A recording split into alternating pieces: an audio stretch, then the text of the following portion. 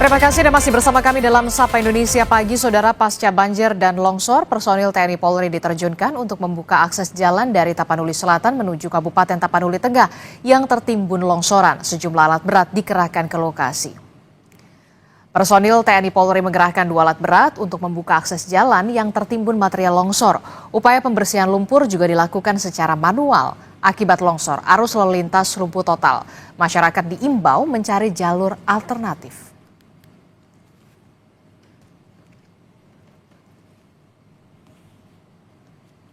Informasi terkini kita akan tanyakan langsung kepada Kepala Pusat Data Informasi BNPB, Abdul Muhari, melalui sambungan daring. Selamat pagi, Assalamualaikum Pak Muhari.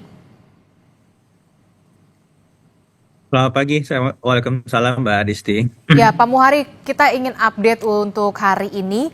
Jadi total titik banjir, bandang dan juga tanah longsor untuk wilayah Sumatera Utara totalnya ada berapa titik Pak?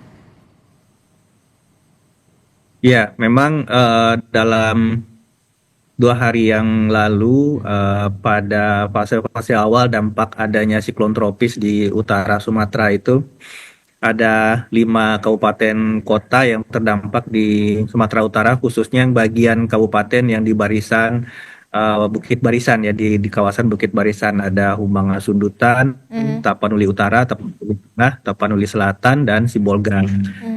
Dengan masih terjadinya siklon tropis dan peningkatan intensitas hujan, ini terjadi eskalasi dampak di Deli Serdang, kemudian juga di Pak Barat, serta Mandailing Natal. Jadi hampir semua kabupaten kota yang berada di pesisir barat Sumatera Utara itu hampir semua terdampak. Nah, ini menjadi concern juga di kita di BNPB karena ada eskalasi yang mungkin pemerintah daerah provinsi khususnya itu membutuhkan dukungan dari pemerintah pusat, Mbak Adisti. Pagi ini Kepala BNPB sudah berangkat langsung. Paling tidak ada 5 langkah-langkah utama yang akan kita lakukan. Pertama tentu saja untuk mematangkan koordinasi tanggap darurat. Jadi akan ada satu posko utama di Tarutung, Tapanuli Utara yang akan memungkinkan semua pergerakan distribusi sumber daya, alat berat, alat perangkat, permakanan, logistik dan seterusnya itu dikendalikan dalam satu tempat dan ada PIC-PIC di tiap kabupaten. Kemudian untuk hulunya mulai hari ini kita akan memberangkatkan dan menugaskan 2 pesawat modifikasi cuaca karena yang kita hadapi ini kan siklon tropis ya Mbak Adisti ya. Jadi intensitas hujannya sangat tinggi. Jadi meskipun ini nanti akan meluruh di 3 hari ke depan, tapi paling tidak di 3 hari ini kita bisa pastikan eskalasinya tidak bertambah gitu. Harus kita tahan, kalau bisa kita kurangi. Selain 2 pesawat modifikasi cuaca, juga bersama Kepala BNPB 1 heli dan 1 pesawat fixed wing untuk distribusi logistik. Karena seperti tadi disampaikan, ada beberapa titik jalan yang putus, dan tentu saja kita tidak bisa menunggu perbaikan darurat dilakukan karena masyarakat tentu saja sangat membutuhkan logistik dasar permakanan. Ini akan didistribusikan lewat udara. Oke, jadi ada untuk 1 bukit dan 1 pesawat untuk distribusi logistik. Oke, jadi untuk wilayah yang terisolir ini pendistribusian logistik dan juga bantuannya menggunakan helikopter ya Pak ya. Nah untuk akses jalan ini bagaimana? Benar, Termasuk juga soal warga yang terdampak dari bencana khususnya di Sumatera Utara. Penanganannya seperti apa dan korban meninggal dunia di Sumatera Utara? Iya, untuk saat ini kejadian dominan kan ada 2 ya, banjir dan banjir bandang dan tanah longsor. Banjir ini cukup eskalasi daerah terdampaknya cukup banyak, rata-rata di tiap kabupaten itu ada 2.000 KK, artinya sekitar 8.000 jiwa.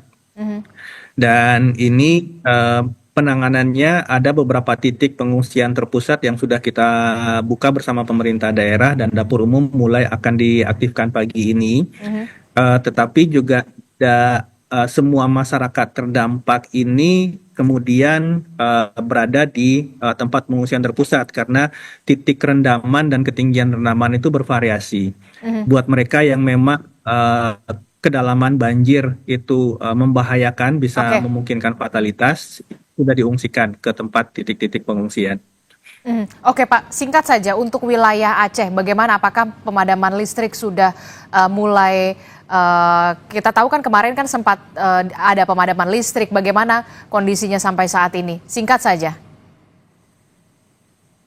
Ya, untuk pemadaman listrik memang kemarin sempat dilakukan untuk memastikan tidak ada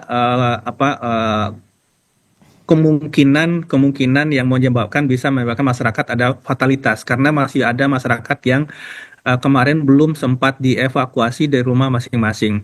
Kepada kami pun saat ini masih banyak laporan-laporan meminta dukungan evakuasi yang sudah kami teruskan kepada tim di lapangan. Memang ada beberapa kendala akses, tapi itu Oke. sudah bisa ditembus hari ini. Mudah-mudahan begitu masyarakat kemudian sudah bisa kita evakuasi, masalah listrik ini kemudian bisa kita selesaikan.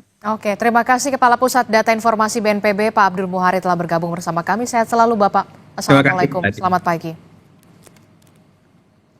Saudara, Liga Desa 2025 yang mengawali rangkaian kegiatan dalam